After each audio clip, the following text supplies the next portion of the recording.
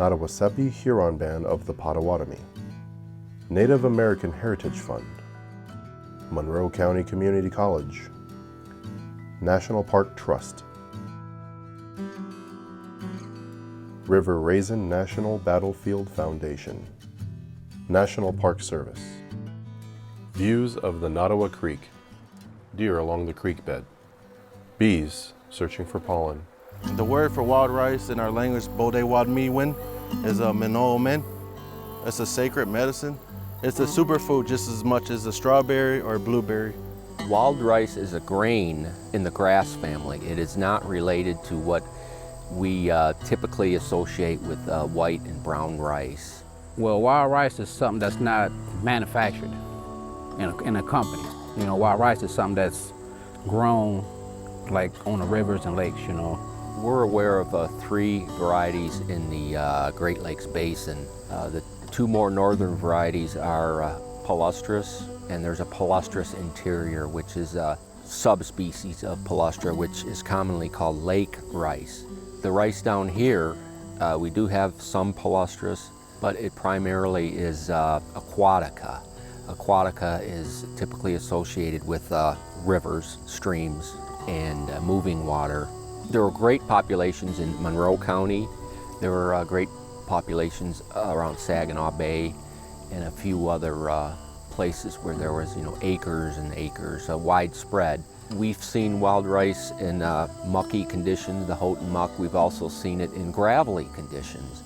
So I think more important than the actual substrate are the nutrients it can extract from that substrate, and it would demand a certain depth of water, certain amount of moving water, and it would have to be clean water. You know, water's life, so the best place to grow rice is right there in the water. Growth process. It starts at a little baby, little bush, and it grows up about 6 feet tall. So we germinate, and then we move up, the rice moves up the water column as it seeks the sun, and then the leaves actually flatten out, and it's called the floating leaf stage. They say stay at that stage for maybe a couple weeks, and then they'll finally go erect, and then you get the full stalk grows quite readily, and then there'll be the flowering stage. Then you can start to see the rice forming in the rice tops. And when it's pollinated, it falls up on these little buds right here, and it creates a sac in some kind of form, and it creates a milky stage, and that milk turns into a seed form. It seems to be a paste of some sort, and it's actually the primordial grains forming. After the milk stage, it begins to ripen in earnest. And then the natural features and animals tell us when it's right to harvest. The red and black, they call red tail or red-winged birds. When you see those birds, it's rice around. Rice ripened at the same time the bird and waterfowl population was migrating. When the ducks would migrate, tribal people would harvest the ducks. They'd hide in the beds, and when the ducks would feed, they would actually harvest the ducks, and there would be their stomach or gullet would be filled with rice, and that was a treasured food source. So the ducks would be very important in sustaining themselves, sustenance, and dispersing that rice. Once the plant is shaken, the rice will drop. If the carp eat that, then we lose a good portion of what should be in the substrate. Carp are one of the primary predators of rice. They gorge themselves on the seed. With the loss of wild rice, there's been a loss of waterfowl, except for the invasive Canadian geese. Canadian geese are very problematic in that they're overpopulated, and they can decimate a bed in a few hours. All those foods that we ate was seasonal, so your diet would change, from spring, summer, fall, and winter. Rice is so significant to traditional people that it was their principal food source. It's closely associated with how our culture traveled throughout Michigan. You learn the history of your people from the waterways. You learn how they travel. You learn what they ate. All tribes in the Great Lakes Basin were dependent on rice. Tribal people have had 600 years since our settlement in the basin to observe, practice, harvest, trial and error. There's a lot of failures, a lot of successes. So that's all been carefully observed and carefully recorded in the oral tradition. It's something that's part of our history, you know, from many years ago, and it's something that, you know, we continue to keep it going.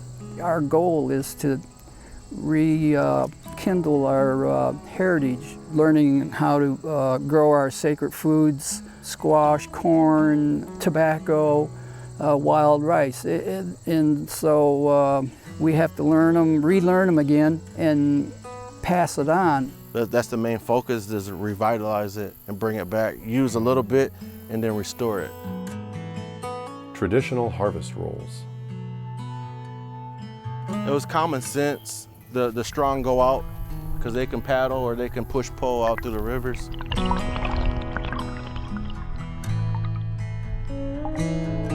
A lot of the women actually worked harder than the men. They all gathered, the women that come out, they'll bundle some of these up and create a identification of where they were at. So basically, if you've seen this, a bundling of your Menomen, you know that that's that family or those people are there, that particular group.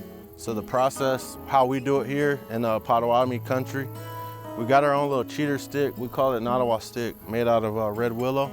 But how we'll do it in the jimon, the canoe, we'll gather. We'll gently do it right. We don't want to destroy it because it's very fragile. So we just bring it over.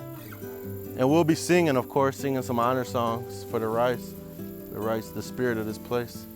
Bring it over and you'll see it falling.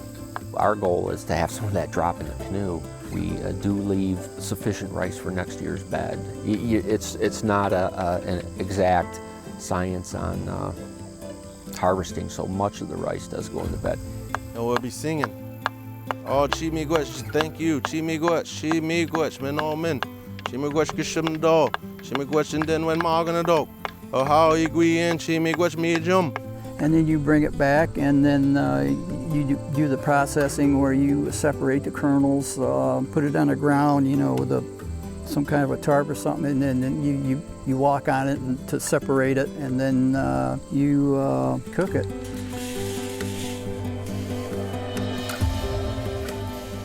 Robert Williams cooks rice over an open fire. It takes years of experience to plant and harvest, and as as years go on, the seed becomes more robust. Wild rice is an annual, so it's dependent on last year's seeding. We're so fortunate to be on the Nottawa Creek because we have a fairly large population that's self-sustaining. Learning about rice may never end because we're adapting to new weather, we're adapting to learn what we can from traditional knowledge. We won't reclaim our past. There's been so much anthropogenic alteration, we're not going to recreate the ecosystems that sustain rice as they did hundreds of years ago. Now, cattails are invasive species. They've largely replaced what was rice habitat. There were diverse wetlands, more symbiotic wetlands. Rice just doesn't grow by itself, and we don't understand the full ecologic communities associated with rice. Somewhere around 80% of our wetlands have been drained, altered, decimated, invaded. It's primarily a human impact that have decimated the wild rice populations. Traditional lifeways are becoming more and more difficult to reestablish. Being a Anishinaabe, and any mankind on this earth, we're stewards of the land.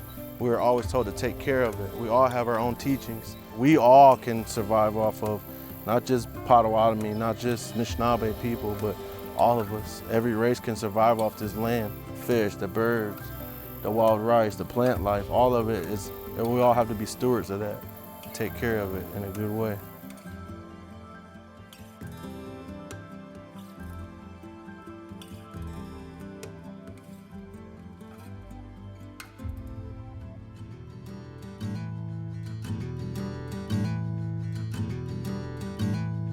Band.